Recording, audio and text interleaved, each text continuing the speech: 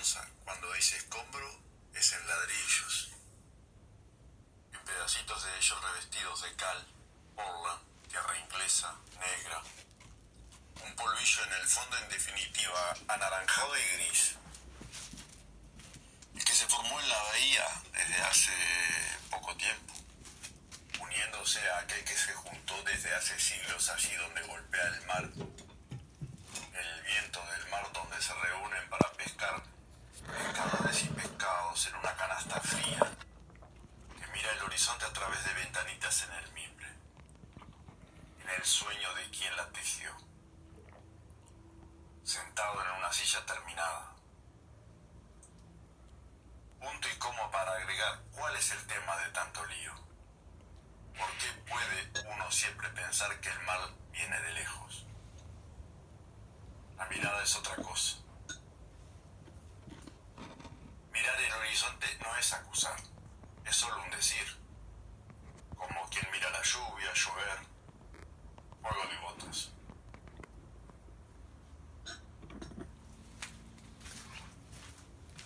Bueno, gracias Miguel. ¿Nos podés contar un poco entonces de qué va la poesía? ¿Cómo surgió? Me gusta eso de la mirada. Bueno, ¿cómo surgió? Es que porque yo siempre estoy mirando, es decir, es una forma de decir que yo ahí no estaba mirando el horizonte, pero me estaba imaginando el horizonte, casi siempre. Y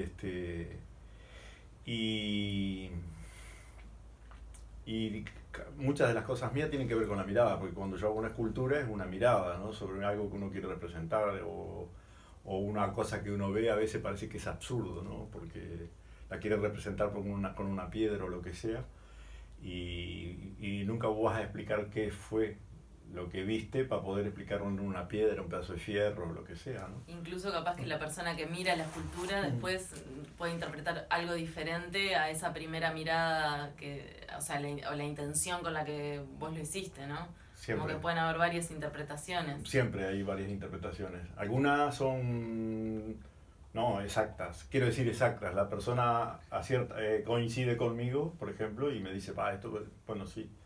Y después otras no, y está buenísimo, porque a la vez te enriquece, porque te da otra idea. Decís, bueno, mira, yo no había pensado en eso, ¿no? Es como un relato. Y justamente... Claro, la mirada tiene que ver con los ojos, ¿no? Los ojos, la visión, yo qué sé, y... Cómo percibimos el mundo también, ¿no? Claro. De la filosofía un poco lo que se plantea es que dentro de lo que se llama la teoría del conocimiento, si podemos conocer la realidad, es una pregunta ahí como interesante para plantearse, si podemos acceder a la realidad tal cual es, ¿no? O sea, el positivismo o la visión científica del mundo considera que sí, que podemos abordar la realidad de una manera objetiva, pero quizás desde el arte hay otra mirada, ¿no? Sí. Que bueno, que también llega a lugares profundos de la realidad, pero lo hace desde otro lugar, ya sea la poesía, la escultura, la música. Sí, ¿no? sí. Yo lo veo siempre, yo lo veo desde ese lado, y también es como una salvación, ¿viste? ¿No? El arte es como una salvación, más en estos momentos, ¿no? Es decir, por eso es que yo creo que podemos ver la realidad a nivel del arte y es una salvación en el sentido de que, yo qué sé, nos protege, ¿no? O vos te proteges, es como un parapeto todo eso, ¿no? Porque hay ciertas cosas que suceden que uno no las puede, digamos, encasillar, digerir, lo que sea, entonces se dedica al arte, ¿no? O a hacer cosas así. No es una manera de zafar, pero decir, bueno, esto me supera, yo me dedico a esto, ¿no? Me hiciste acordar una parte de un libro de Rayuela, de Cortázar, que hay un diálogo donde justamente se plantea la pintura. Uno de los personajes pinta, ¿no? Entonces dice, mi pintura no pretende explicar nada, pero por lo menos me quita la angustia del vacío, ¿no? Que a veces también hay como una cuestión del sentido de la existencia. Exactamente. Sí, ahí va por ahí, sí. Yo creo que me acuerdo, sí, había alguien que pintaba en Rayuela así, Y eso del vacío también me suena, sí. Pasa que el libro es grandísimo. Y sí, para mí es así. Entonces, claro, como eso que estás ahí haciendo te está ocupando y, y te está haciendo, yo qué sé, vivir de otra manera esa realidad. Y capaz que, bueno, que puede servirle a otra gente, ¿no? Claro. Y en cuanto al conocimiento del mundo en relación con el arte, ¿cómo lo ves? ¿Te parece que nos acerca a un conocimiento de la realidad? ¿El arte? Sí. Sí, claro. Yo creo que sí. Sí, sí. Sí, yo también creo que sí. Sí. Lo que pasa que, claro, que es un tema re extenso, porque vos te podés enganchar a hablar de eso, digo, y sí. Pasa que para otros la realidad, hay no sé, la realidad. Hay montones de realidades y uno la ve desde ese punto de vista. Claro, la realidad, por ejemplo, de una persona que mira el informativo todo el día va a ser va a estar claro. sesgada por una mirada Claro. que pretende ser objetiva, porque se supone que el periodismo se supone que tiende a la objetividad, y sin embargo hay un recorte también sobre qué es lo que nos muestran del mundo, qué es lo que está pasando en el mundo, ¿no? Sí, claro.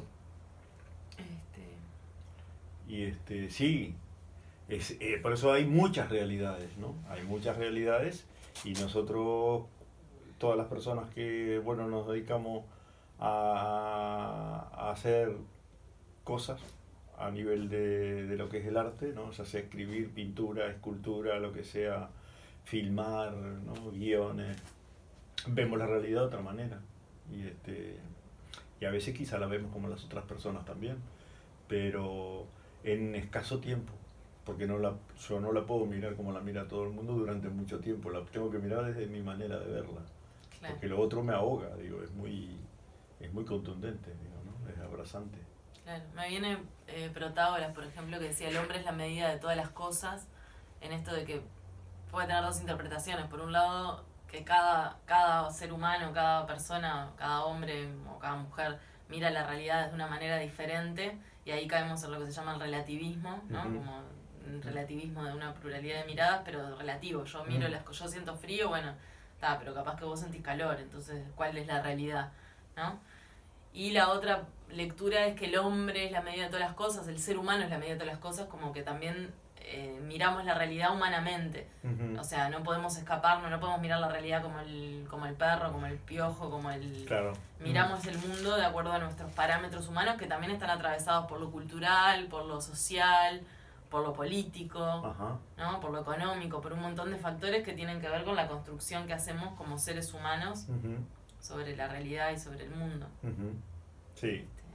Y también el arte, porque el arte también influye en nuestra manera sin duda, ¿no? Nuestra sin manera duda, de ver, desde duda. La música que escuchamos, una película que miramos. Sí, las imágenes, sí. El cine, yo qué sé, para mí el cine es importantísimo. Yo te digo, la película esa que vimos y está. Y no lo hago, pero me dan ganas de ver siempre películas, ¿no? Porque esas imágenes, hay muchas imágenes que están continuamente sugiriendo cosas, ¿no? Y está esa frase que decías del libro de Cortázar, y todas esas imágenes muchas veces te están haciendo zafar del vacío, ¿no? Es decir, de todo lo otro que hay, ¿no? Porque yo creo que el arte, al final de cuentas, es una manera de... Yo lo veo también como el absurdo, ¿viste? Lo absurdo, ¿viste? Es una manera de defenderse con lo absurdo, ¿no? Porque a veces yo veo que algunas cosas que hago son absurdas, pero dije, esta es mi defensa, ¿no? Es decir, las cosas a veces que escribimos o que decimos, ¿no? Pero quizá tiene un sentido hasta inconsciente. Si hacemos el ejercicio, nosotros estuvimos trabajando, por ejemplo, en la unidad de psicología con el concepto del inconsciente. Si uno se pone a escribir, de repente me levanto una mañana y me pongo a escribir sin pensar mucho y escribo 3 hojas de corrido, seguramente salga información que tiene que ver con lo que está en mi inconsciente y puede ser reveladora, ¿no? Como los sueños también nos dan información sobre muchos artistas, no sé, me viene Dalí, por ejemplo, que pintaba también como en un lenguaje onírico, ¿no? Sí. Y ahí también hay una representación de la realidad, porque los sueños tienen realidad, o sea, Claro, son parte de lo real. sí, por algo lo soñás, ¿no? Digo, sí. Yo no he ahondado mucho en eso, digo, más bien sí lo pienso, pero sé que sí, que tiene que ver. Y ahora, en estos momentos cada vez aparecen más cosas de ese tipo, ¿viste? De gente que se pone a sacar eso para afuera, a estudios y, ¿no? Y sí, no, por algo son. Ahora, hablando de lo del inconsciente, yo me quedé enganchado en eso que dijiste porque yo estaba intentando, hace unos días atrás, me estaba diciendo de lo que es la conciencia, ¿no? De la manera de que uno, cómo actúa y cómo hacemos las cosas mecánicamente, automáticamente, y cuando las hacemos a conciencia, pero realmente conscientes. Y tenés un freno terrible, ¿viste? Cuando estamos en la plenitud de lo que estamos haciendo, sí, ¿no? Como en un lugar del ser auténtico, desde el sí mismo. Sí. Desde el sí mismo y el ser auténtico. Y me hizo caminar más lentamente, por eso yo ahora estaba en la clase y escuchaba, ¿viste? Cuando él decía lo del caminar, ¿no? Y yo me he puesto eso hasta en el caminar, ¿viste? ¿No? Y en ciertas cosas que hice acá el otro día, cuando quise hacer una escultura y todo eso, pero me levanté con mucha lentitud, ¿viste? Sabía lo que iba a hacer, no iba a calentar el agua mecánicamente, ¿viste? Iba a calentar el agua para tomarme un mate. Miré una planta, la estuve mirando largo rato, ¿viste? Allá afuera. Me tomé el tiempo, ¿viste? Y dije, pa. Como habitar realmente el espacio, sí, ¿no? Dije, pa, no bajé el mango hoy, ¿viste? Dije, pa, pues bajo tinta, esto, aquello. Y dije, pa. Pero vos sabés que fue como un alimento. Pero como un alimento así, ¿viste? Porque me sentí, bla.